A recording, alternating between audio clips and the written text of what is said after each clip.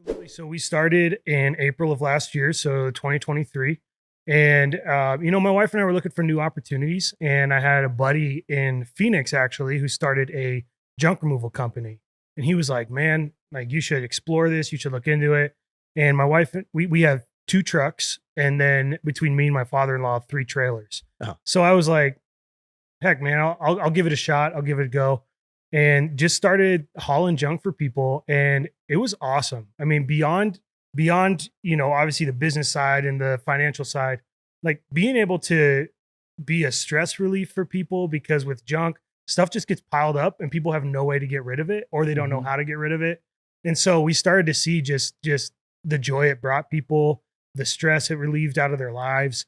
And I was like, man, I could do this. Like, this is awesome. I like helping people. My background is, last time I talked about the nonprofit Inherent Foundation. And prior to that, I was a pastor. So I've been in positions of helping people for a long time and wanted to make sure whatever I do is a way to help people. And so it was such an immediate need that we could meet in the city. And so, yeah, it just, from there, we take such a relational approach that we saw it just take off. So we invested in new equipment in August and we've just been rolling with that ever since.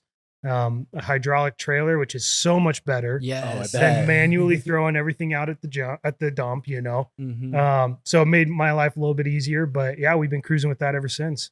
That's awesome. Well, there's some definite parallels with what you're doing now with my my tiny house festival, because what I found was that people wanted to live in a tiny house, like screw the man, go live in your own land. But a lot of the people who actually bought tiny houses from the festival were baby boomers who were trying to downsize and had too much crap, and they didn't know what to do besides the fact that they wanted to have a smaller footprint on what they're doing in their lives.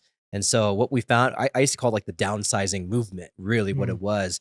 And I found that like as baby boomers, as we know now, they're retiring, they're starting to downsize. So it's like perfect timing to have like a hauling company or some kind of junk removal company, because the biggest generation of our lifetime is about to retire. And what are they going to do? They're going to downsize. They're going to get rid of all their junk. Right. And they're going to need more and more businesses like yours to really capture that market share of all those folks. So I'm sure you've seen some of that immediate growth in your business right out of the gate for a year, right? We have, yeah. So just a year, we've been exploring scaling already and adding some trucks, and because demand has just been so high. But yeah, I mean, that's the thing about it is again, we genuinely just care about people. So our tag that we came up with was "You're friends with a truck." And the reason is because everybody has that token friend with a truck, right? Like if you need something moved, or if you just bought a washer or dryer, you call your friend with the truck and you're like, hey, could I use your truck this weekend? Yeah. Could I use your truck, or could you use it to go pick it up? And so we've been those friends for our friends for a long time. And we were just like, man, like we want to have that same attitude with people, and especially people who are just stuck with downsizing. We have a lot of those jobs of people who are downsizing, they're selling their house. You realize how much stuff you have when you move. You just got to get rid of it. So we have a lot of those jobs come across our table to be able to help those folks. For someone like me who doesn't really know anything about your industry, how do you go about charging somebody, like they're emptying out their storage and have a couple of things to remove or whatever it might be, a couch or whatever? Like, how do you go about with your pricing for your customers? Yeah, so we have two different methods of pricing. One of them is by item. So if someone wants just a couch removed, or a fridge, or a washer and dryer, all of those are priced individually based on what it costs to dump them, right? Outside of that, most of our jobs is just miscellaneous junk. Bunch of crap. Yeah, it's just been stacking up in the garage, it's been stacking up outside. And so we just go by volume at that point of our trailers, just under 12 yards. And so it's 7 by 14 feet with 3-foot sides. So it's a pretty good sized trailer, but we just charge based on how much space it takes up in the trailer. And so, we did a lot of research on pricing, because one of the things that was important to us.